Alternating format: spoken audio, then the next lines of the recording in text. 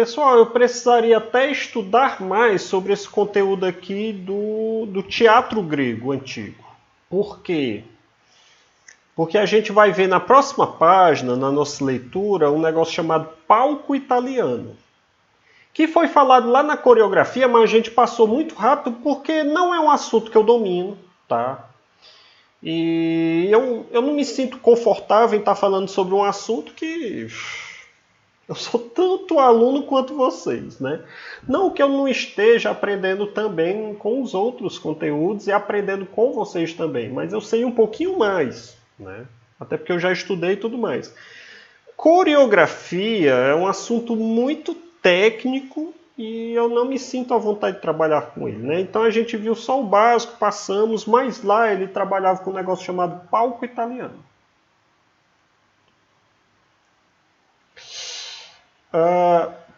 Palco italiano é quando, e eu tava vendo aqui a definição,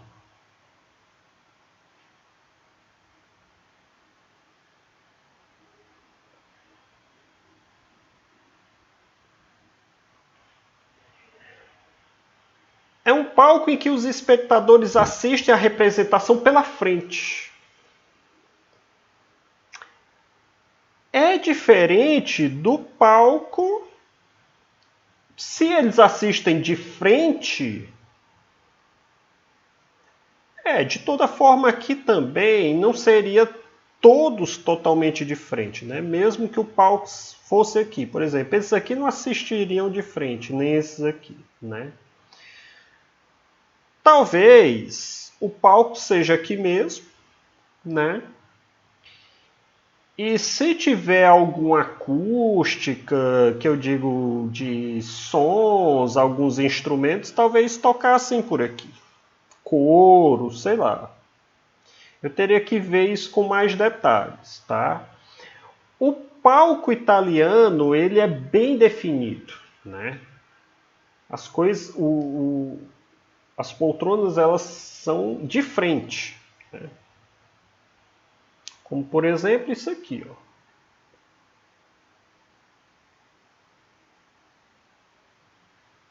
Que é o que acontece, por exemplo, nos cinemas. Isso é um palco italiano, ó, de frente. E o que separa o palco da população, ó, dos espectadores, é um fosso mesmo onde fica a banda, se existir, né?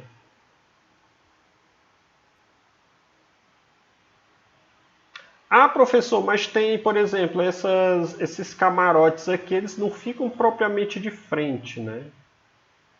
Mas você tem aqui a cortina, você vai ter o fosso aqui também.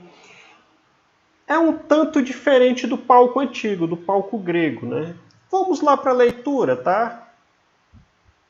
Eu acho que na leitura a gente vai ganhar mais. Página 96. Vamos lá para a página 96.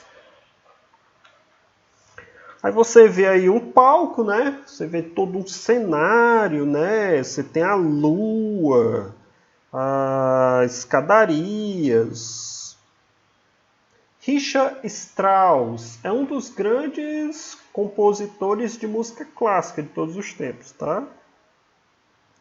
Direção Peter Weigel, Berlim, Alemanha. Cenografia.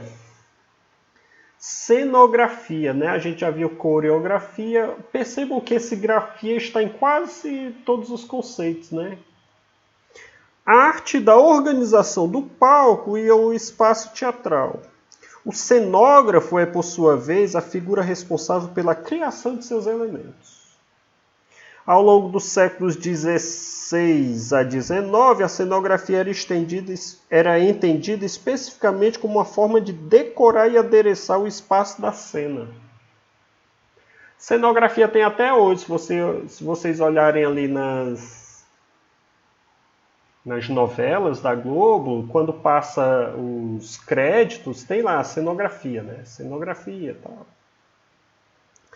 Hoje a cenografia é muito mais do que isso, ela é uma maneira de pensar o espaço e de criar elementos materiais que auxiliem nos objetivos maiores do espetáculo teatral. Ah, eu entendi mais ou menos o que eles queriam dizer. Não é só o ambiente, é o ambiente também e até os objetos que as pessoas possam utilizar ali durante a peça. Tá? Gente, eu vou dar uma pausazinha aqui bem rápida, eu volto daqui a pouco. Peraí.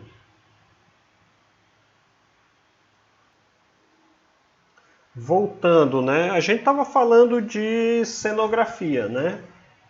Vamos lá para a leitura, página 96. Eu li essa notinha aqui de lado, vamos ler o texto mesmo, né? O teatro aborda uma ampla variedade de histórias, sem dúvida. Ele pode nos apresentar situações do passado, do presente e do futuro. Gente, o teatro é a mãe, é o berço de tudo aquilo que vocês gostam de assistir em desenho, filme, série, novela, tudo saiu do teatro grego, saiu desses palcos aí, tá? Os gregos foram os pais de tudo isso. Nenhum povo tinha inventado isso antes, tá? E eles levavam isso muito a sério mesmo. E pode também nos contar narrativas realistas ou mágicas, com personagens históricos, animais, seres inanimados e também inventados. Aí tem umas questõezinhas aí. Uma das partes responsáveis por recriar ambientes e atmosferas dentro do teatro é a cenografia. Eu pulei as questões, né? Estou no texto ainda. Estou lá no finalzinho, na última linha lá da página 96. Uma das artes responsáveis por recriar ambientes e atmosferas é a cenografia, né? Já lemos a notinha. Passando aqui para 97. Eita, o professor está acelerando agora, né? Vamos lá. Como vimos no capítulo anterior, um dos espaços mais tradicionais onde a arte teatral acontece é o palco italiano. A gente passou muito rápido, nós não vimos o palco italiano, por isso que eu estava falando de palco italiano, que a gente ia precisar agora, né? No decorrer dos últimos 2 séculos, a arte da cenografia encontrou esse tipo de palco, no qual a cena está separada do público. Um local privilegiado para sua criação e desenvolvimento. Faz sentido a gente dizer que aqui era o palco. Vocês lembram lá da peça lá das Rãs, que tem parte? Não que isso não aconteça no teatro atualmente, a quebra da quarta parede, né? Mas vocês viram que era muito mais frequente os atores aqui, o pessoal do coro, eles falarem diretamente com o público, né? Falarem do que o público estava pensando, ou como eles estavam agindo, ou que eles eram, ou deixaram de ser, ou aquela moral propriamente, porque o coro também servia para isso, para falar determinados moralismos para o público, né? Era essa uma das funções do teatro também, educar o povo, né? Críticas políticas também aconteciam e eles faziam isso olhando diretamente para o público, falando diretamente com eles, né? E agindo de acordo com o que o público mostrava. Só abrir um pouquinho essa cortina porque está ficando escuro.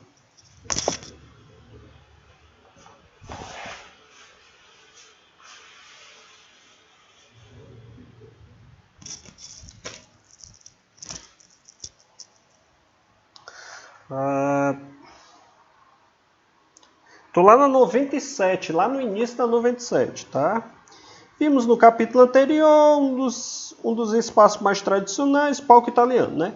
No decorrer dos últimos 2 séculos, a arte da cenografia encontrou nesse tipo de palco, no qual a cena está separada do público, um local privilegiado para sua criação e desenvolvimento. Ok. Dentre os artistas que se destacaram pelo uso do palco italiano, apresentamos 2 importantes cenógrafos. O tcheco Józef Svoboda e o italiano radicado no Brasil, olha só que curioso, Gianni Ratto, sou rato, é o sobrenome do cara, né? Eles inovaram na criação de paisagens cênicas, partindo do princípio de que o espaço teatral não precisava ser decorado ou ilustrado, e sim ser um espaço que provocasse e aguçasse os sentidos e a imaginação dos espectadores. 2 dos principais cenógrafos, né? Faleceram já, né? Um em 2002, outro em 2005. Aguçasse os sentidos e a imaginação das pessoas. Ele não precisava ser tão perfeito, né? Ele aguçasse o sentido. Como assim, professor? De repente, ele exigisse de você De repente, nesse espaço tivesse até um cheiro, né? Aguçasse o seu olfato, né? Sei lá, algumas outras coisas, né? Essa primeira foto aí da página 97. Assassinato na Catedral. Direção Giorgio Strehla. Piccolo Elliott. Teatro de Milão, em 1948. Milão é na Itália, né? O vitral foi construído especialmente para o cenário desse espetáculo, elaborado por Gianni Ratto. Certamente aí nesse vitral tem muita coisa contando sobre a própria peça, né? Ele aguça o quê? A sua visão, né? Através da visão você tem uma ideia do que está querendo ser falado ali na peça. Ou de repente do que possa acontecer, né? Tem coisas muito curiosas assim em filmes, tá, gente? De repente, por exemplo, tem um filme sensacional que é o...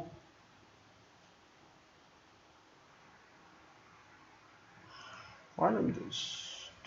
Eu tô tão esquecido, tá, gente? Último Tango em Paris. Último Tango em Paris, tá? Nesse filme você tem um cara deprimido pela morte da mulher.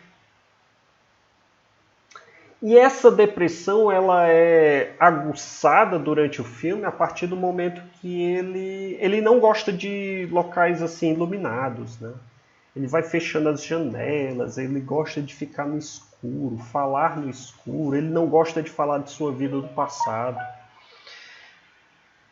Percebe que há maneiras mais sutis, tanto na peça como no filme, na novela, de você aguçar esse sentimento de depressão nas pessoas. Tem filmes que são especialistas nisso. Você nem sabe, você não está nem lendo propriamente isso, mas o teu corpo está sentindo. Gente, nem tudo aquilo que a gente vê e entende é de fato o que está acontecendo. A maioria das coisas que estão acontecendo no mundo, a gente não tem a menor noção. O nosso corpo está sentindo.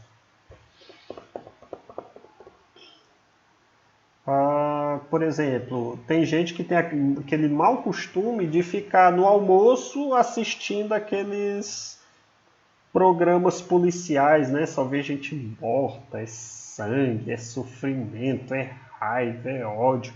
E você almoçando, né? O que você está fazendo? Você está jogando comida para dentro de você, ou seja, você está se alimentando, de uma maneira ou de outra, você está se alimentando daquilo, né? De repente você está com uma depressão, você está com uma raiva fora do normal, uma coisa desse tipo. Você nem sabe o porquê que aconteceu aquilo, né? É curioso, né? Gente, eu já estou até me... E deixa eu ver se outra aqui. Gianni Rato, essa última figura, desenho do interior da Catedral de San Miniato, na Toscana, para a peça Assassinato na Catedral. Pessoal, eu acho que a gente dá uma pausa por aqui, já tá bom demais. Eu peço aí uma tarefinha para vocês e na próxima aula a gente continua, tá bom? É isso.